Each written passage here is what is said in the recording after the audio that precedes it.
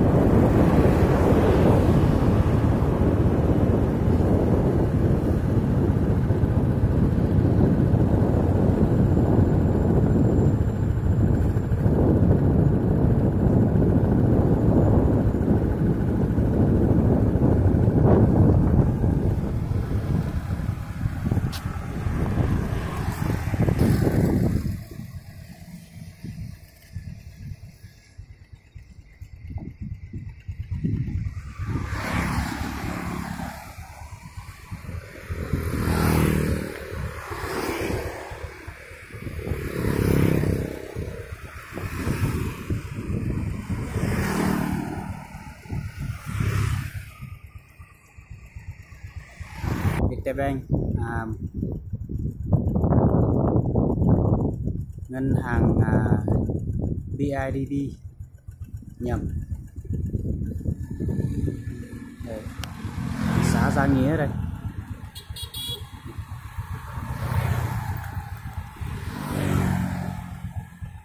Hôm nay là 30 Tết rồi, bà con đi mua đồ để sắm Tết. Đây là cầu Đắk Nông. Đây. Cầu Đắk Nông. Đấy.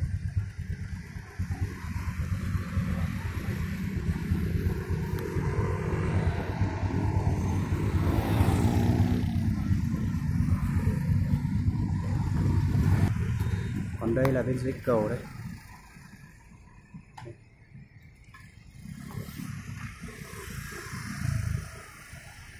Cầu.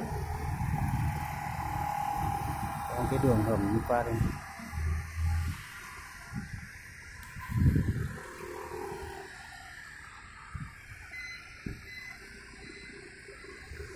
Qua cho bà con xem chơi.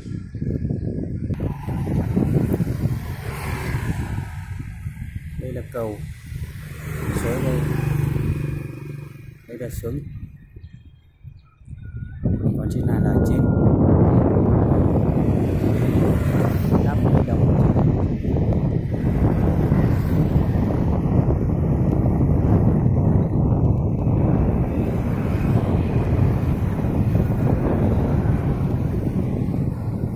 Phía trên đầu nguồn.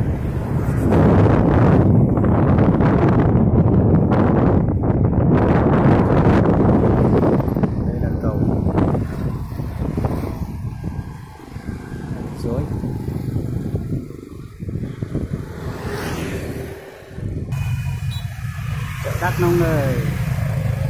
Đấy, bán hoa quả này. Hôm nay là ngày Tết, ngày 30 âm lịch. Đây.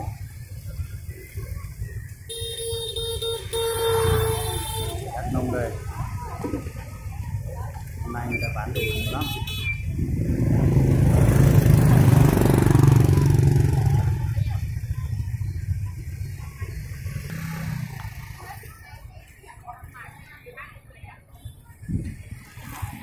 Đây là trung tâm chợ. Hôm nay đông khách quá, ngày 30 Tết âm lịch.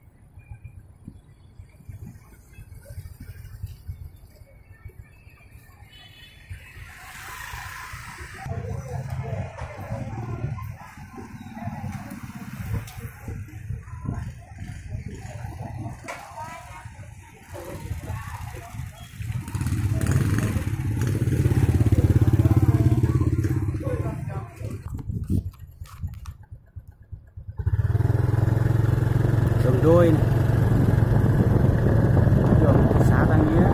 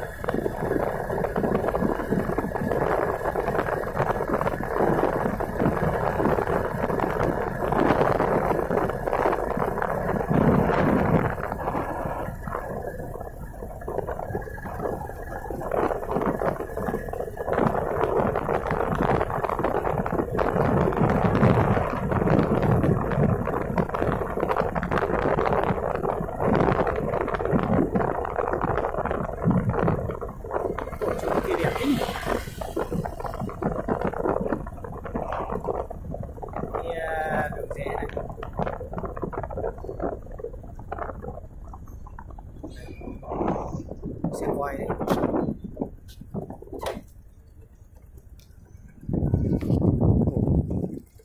Này đẹp lắm.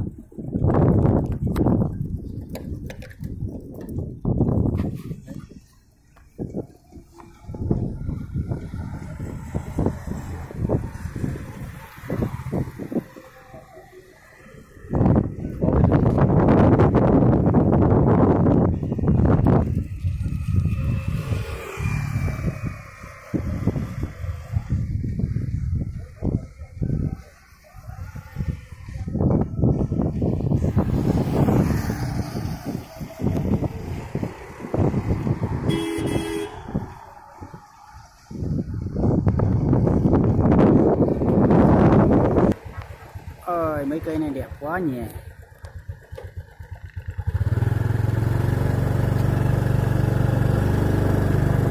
Rồi, vừa đi vừa quay này.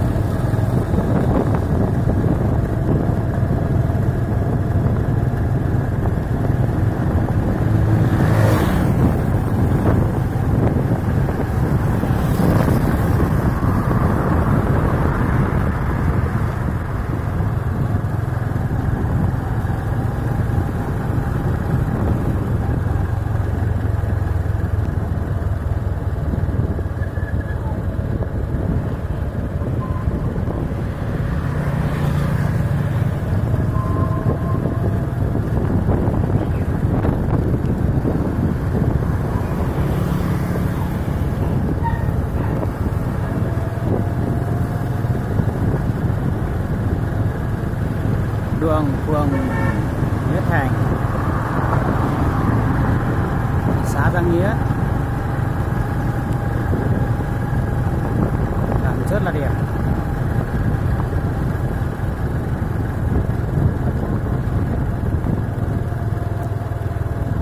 Phường Nghĩa Thành, thị xã Giang Nghĩa, tỉnh Đắk Nông. Thôi chắc video mình là hẹn gặp lại các bạn